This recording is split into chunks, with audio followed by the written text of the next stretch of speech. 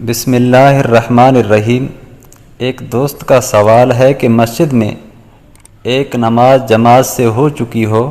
تو دوسری جماعت کے حوالے سے علماء اکرام کیا فرماتے ہیں؟ اس کا جواب علماء نے یوں لکھا ہے کہ ایسی مسجد جس میں امام اور مؤذن مقرر ہوں اور نمازی معلوم ہوں، نیز جماعت کے اوقات بھی مقرر ہوں اور وہاں پر 5 وقت نماز باجماعت ادا ہوتی ہو، تو ایسی مسجد میں ایک مرتبہ اذان اور اقامت کے ساتھ محلے والوں کے لیے جماعت کے ساتھ نماز پڑھنے کے بعد دوبارہ نماز کے لیے جماعت کرانا مکروہ تحریمی ہے۔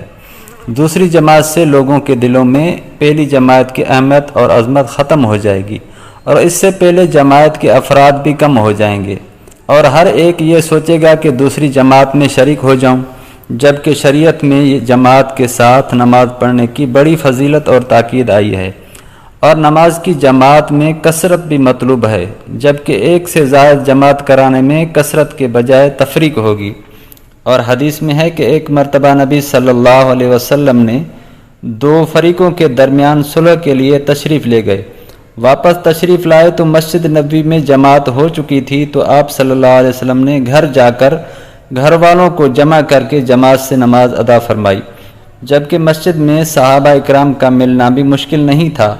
انہیں جمع کر کے دوسری جماعت کرائی جا سکتی تھی۔